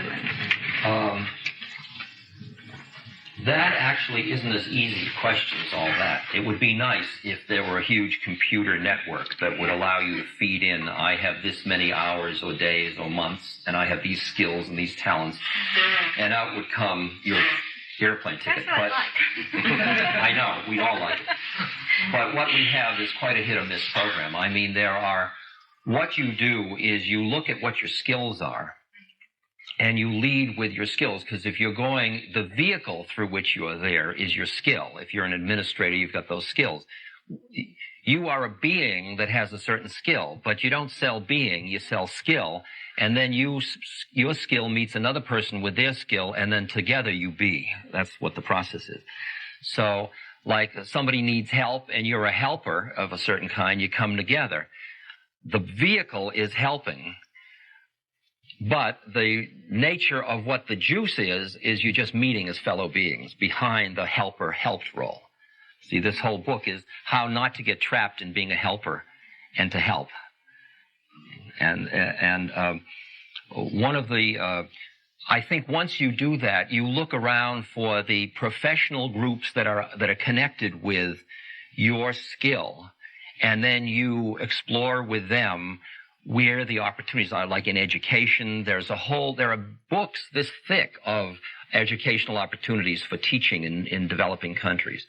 Nursing, administrative, things like that.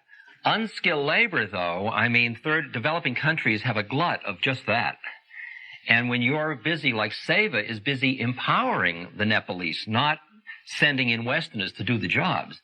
So we're busy training Nepalese doctors and training ophthalmic assistants and getting the Nepalese to do the work so that when we leave, they are more powerful than when we came in, not impoverished. So we are not a resource for sending people to developing countries.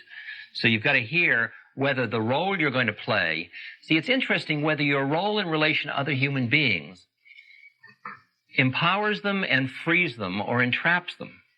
And there are ways of doing good for other people that actually diminishes them in your act of doing good. It's a very interesting thing that if you are getting a rush off doing good, if you're getting a sense of righteousness from being a do-gooder, you're doing good, the person you do good to has to feel the effect of that.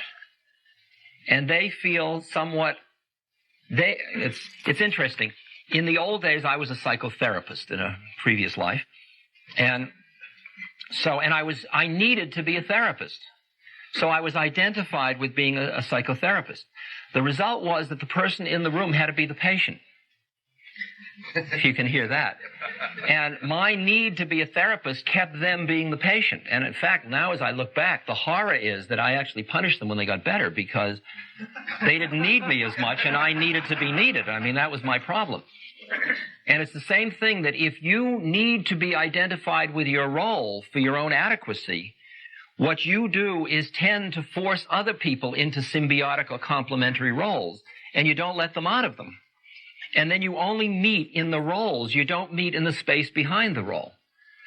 Now, when I'm with somebody in a role, I may be helping somebody, like I work with AIDS patients, and I may be going in and holding somebody or changing their sheets or whatever I do with somebody. My vehicle is doing the stuff. I'm here. If they wish to come up for air and be here, that's fine. If they want to stay being an AIDS patient that's suffering, that's up to them. I have no right to take away their right to stay in their role. All I can do is create an environment that allows them to come up if they want to. You can't force another person to give up their suffering, but you can create an environment where they can come up for air if they want to. And that's the same one of playing your role, say, as an administrator with people around you and being impeccable in it and making demands and standards and all of it, and yet not being so entrapped in your role that you force everybody around them to be caught in their roles. But that even as you're fulfilling your roles, you are in them but not of them. And then often you and a secretary or a staff person and all keep meeting in the space behind it.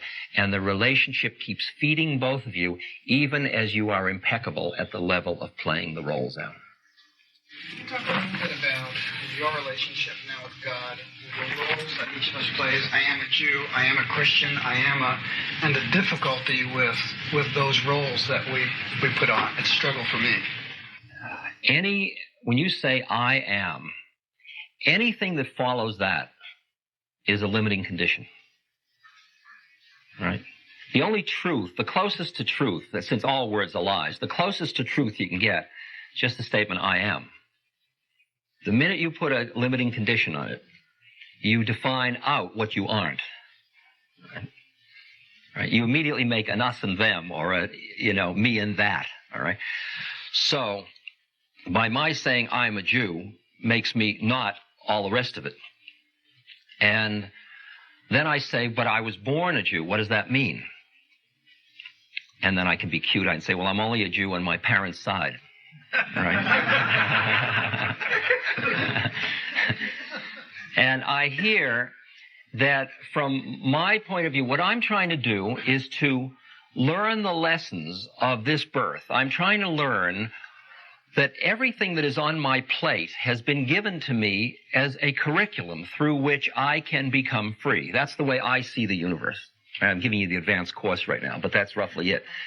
So that everything, including the fact that my father was this, my mother died this way, that I'm bald, that I this, that, all my neuroses, they are all part of this curriculum that is offered to me that I can use through which I can awaken. Now, sometimes role identities, if you push away a role identity prematurely, it still has you.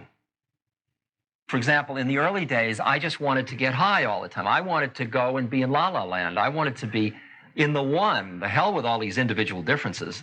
I didn't like who I was in individual difference land, so I wanted to be out there. I kept trying to get high all the time. Right? And then I saw that that was a trap. I was pushing away something, and as long as you try to push something away, it's got you. It's like your hand sticks to it. See, and the secret of all the transmissions are attachments or aversions.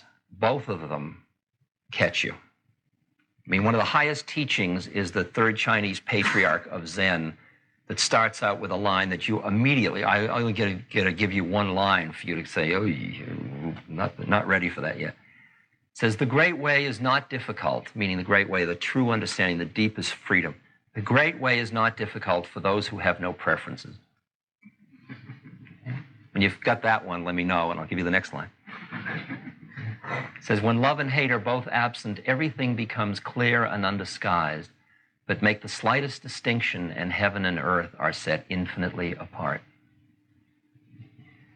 And what you hear is that as long as you identify with anything, this versus that, as long as you push away your humanity to hold on to your divinity, as long as you grab your humanity and push away your divinity, it's got you. You don't see the truth of things. They say in the mystic literature, truth waits for eyes unclouded by longing. As long as you want anything, you only see the outward container. As long as you identify with anything or group, you've got an agenda. You're trying to protect it. If you say, I am a Christian, you're busy trying to protect that definition. You say, I was raised a Christian, and Jesus has got one of the most brilliant teachings of just what we're talking about today. I mean, what a mind-blowing teaching. He comes and he says, look, I'm taking a human birth just like you, and I'm just going to show you the truth of the fact that you aren't who you think you are. Watch. I'll go and I'll just be like you, and then people will scorn me. Now, that would freak you because you'd say loss, shame is terrible. They'll shame me and I'll still be here. You say, well, shame's one thing, but your body is your big deal. Go ahead, I'll be crucified, and I'll drop back in 3 days and show you that isn't it either. Can you imagine a statement? I'm offering my life to show you you aren't who you think you are, so you can be free if you believe that I just did what I did. What a statement. Now, you can appreciate that statement of the Christ consciousness coming down in a form and giving that teaching. But I can also appreciate Buddha, who started out as a rich boy and then saw through the fallacies of stuff, and he saw there was suffering and sickness and death, and that as long as he tried to hide from it or push it away, it had him, and he went out and he had commerce with it, and he kept working on himself, and he saw through the whole game and sat down and came back and taught these clear truths about how the nature of suffering in humanity, and I can love him. And I can look again and again to Moses and what happened up on the mountain. And in each tradition, I see the truth.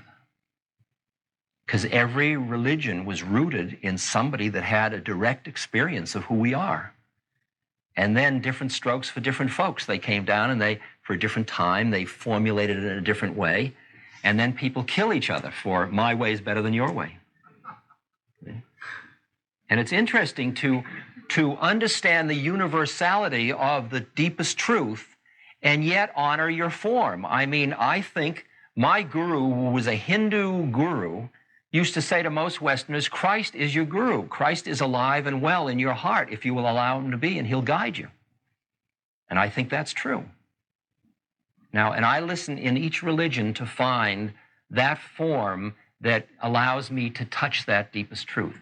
It turns out that in Western religions, most of the exoteric component of the religion is not designed to awaken you. It's designed to keep you from causing too much trouble to yourself and to everybody else. And when you start to awaken, then you go into the esoteric components like Gnostic Christianity or the Kabbalah in Judaism or, the Vedic teachings in Hinduism, stuff like that. Questions? Last time I heard you, this time you talked about viewing yourself, and then the last time you mentioned that there was a second viewer of the viewer. The developing of the witness that notices your game movements, your life movements, it's one part of your mind noticing another part of your mind. That's only halfway home. If you're going to go the full journey, then this is a very tricky discipline to do it. Your mind turns in and observes itself observing, because the observing self is just another part of the mind. And then at that point, if your mind is disciplined enough to do that, you go through a doorway, and then you come into the space where you are no longer in your thinking mind. You are behind your thinking mind, and that's the thing that Greenspan was talking about saying awareness is below conscious intellect, is infinite and equal in every human being, perhaps in every creature. That's the one. And that's the one where you are no longer witnessing yourself. There's no more self-consciousness. You just are the thing itself. You just are the act. You are the washing the dish. You are the driving of the car. You're not thinking I am driving the car. You just are it. And it gets very simple and very immediate. Then you're like a tree or the grass or the river. You're part of the universe of forms. As Gandhi said, when you die into that completely, then you find yourself in the service of all that exists. It's just natural. It's your recreation and your joy. Rabindranath Tagore, the poet, said, I slept and dreamt that life was joy. I awoke and saw that life was service. I acted, and behold, service was joy. See, there are stages of this recognition until not that you're doing good anymore. The next level is you are good. Not that you are milking for your self-image how good you are. You're doing it because if your hand is sitting in the fire, your other hand will pull it out. And this hand doesn't say to this one doesn't say to this one, thank you, because they're both part of the same thing. I've been struggling with in my lectures, trying to deal with this issue of looking, the description I describe is that I was on a beach in Marin and I was playing Frisbee, which is a frivolous game, right? Frivolous Frisbee. Sunlight, it was a beautiful day, and I was playing Frisbee. And as I was about to throw the Frisbee, into my mind came the inscription that is over Gandhi's tomb. And it says, think of the poorest person you have ever seen and ask whether your next act will be of any use.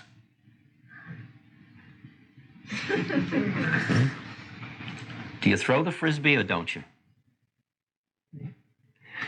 See, what you and I do most of the time is we have little category compartments in our head.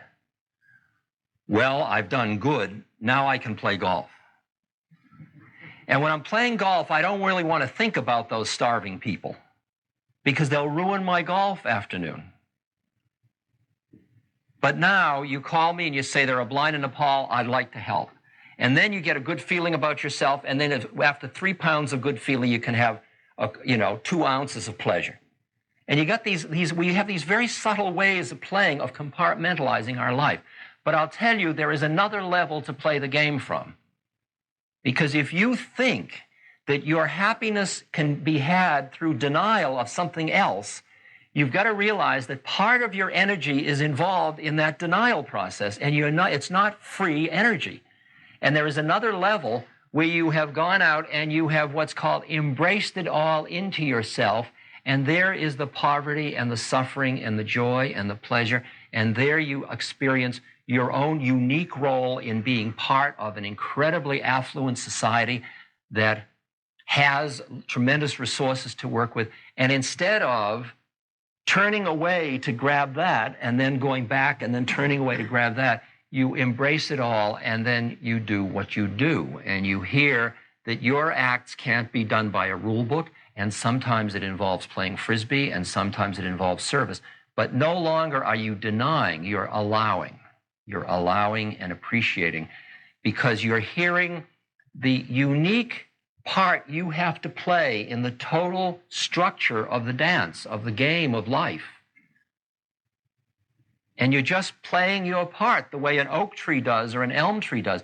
To make believe you're not part of an affluent culture is dishonest.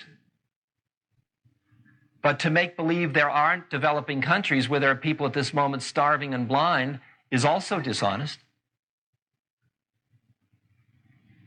And finally, you have what they describe in a smile on a Buddhist statue, the smile of unbearable compassion. You bear what's unbearable. There is so much suffering, and it's all us. See? You go up in your consciousness, you see we're all us, and then you come down and you say, but it's my television set. Or in Islam, they say, trust in Allah, but tie your camel. And you learn that you have to be impeccable on every plane.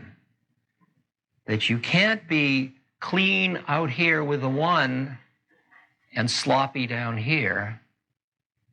From a long time, I was helping my audiences get out there. And then I looked, and there were a lot of audiences out there in La La Land. And my teachings were, learn your zip code, get your act together, get a job. Grounding people. And you find half the audience, you're trying to say, go, fly, dance, play. And the other, you say, come on down and get it together. Because finally, we have to have it all.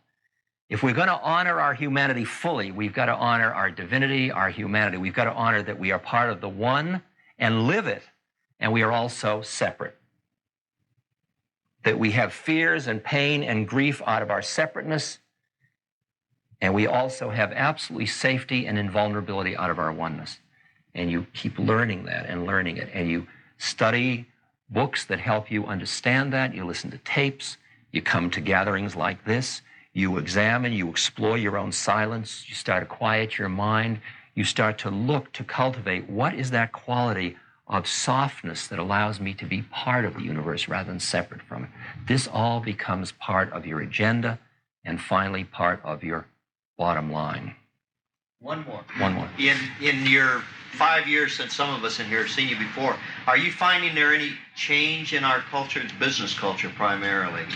Are business people more open to looking and searching and maybe questioning the values that we've had and the roles that we've been in?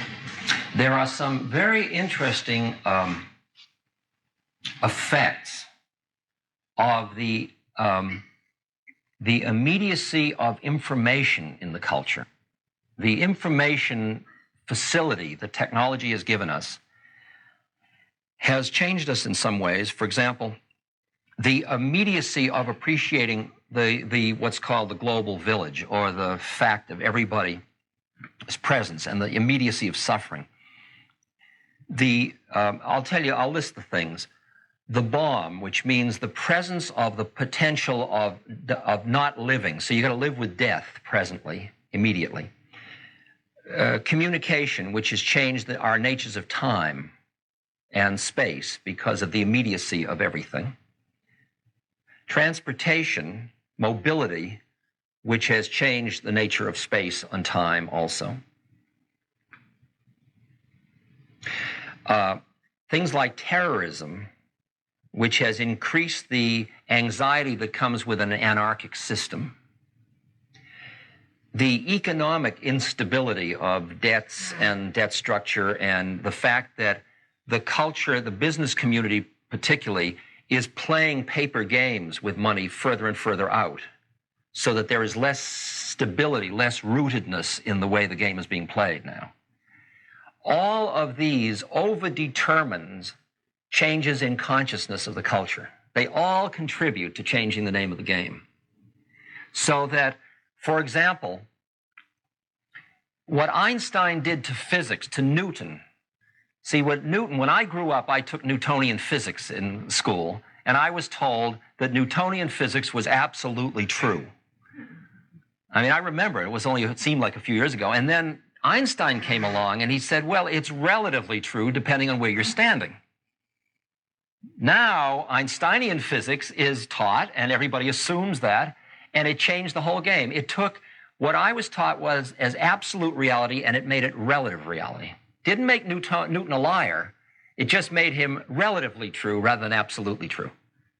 Well, all this stuff is doing the same thing to the cultural stand you're having anywhere, that the information facility is making your reality relatively real, but not absolutely real, because you're having all these other realities presented to you. You're not growing up in a village in Iowa where you don't know anything but what's going on in Iowa, like just one generation back was doing. You're knowing too much all the time. I mean, a kid in Iowa, by the time he's 12 years old, has vicariously through television lived out hundreds and hundreds of roles.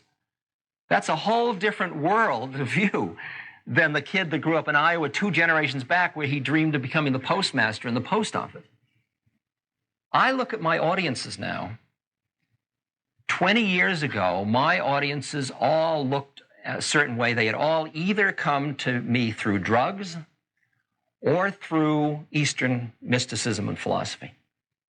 My audiences now, and I'm saying the same thing roughly that I was saying 25 years ago. I'm sorry, but nothing changes. It's the perennial philosophy. My audiences are now, first of all, my audiences in those days were at narrow age range of about 10 years, between about 15 and 25. My audiences now are between about 20 and 80. Over 75% of them have never taken marijuana or any drugs or any Eastern philosophy. Who are they? What are they doing there? Why would they come here, a flake named Ramdas? I mean, what is it? I don't understand. I only can assume that there is a shift in the cultural context that has to do partly with the anxiety of the times and partly of the receptivity to these kinds of ideas. Maybe the culture is ready at this moment. Maybe that's what affluence finally does.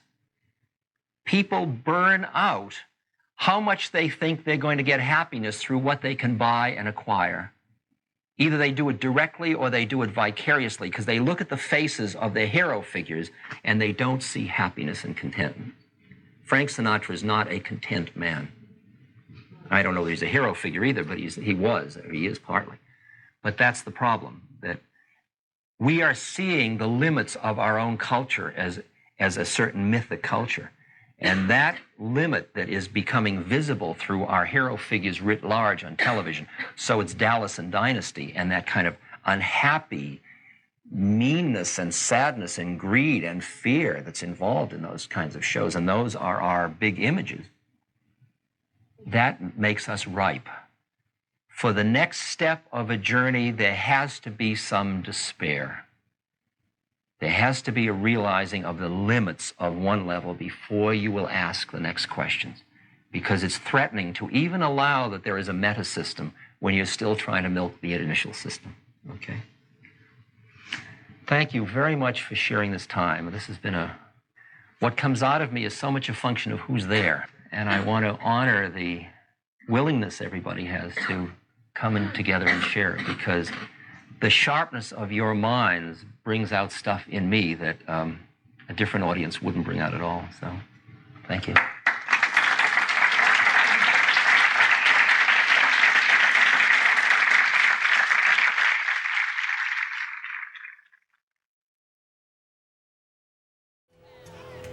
Want to see me feed a mouse to my snake? Yes.